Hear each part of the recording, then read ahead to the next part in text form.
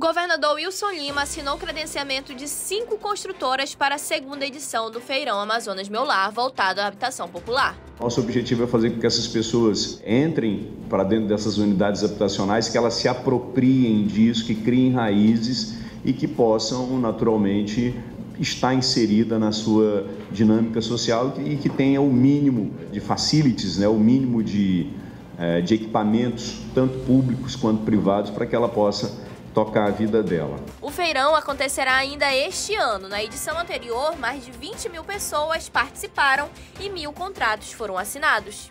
E a gente acredita que esse programa deu uma alavancada muito boa, não só nas vendas em si, mas também que a população possa adquirir seu imóvel de forma equilibrada. O programa Amazonas Meu Lar é o maior da história do estado e prevê 24 mil moradias definitivas.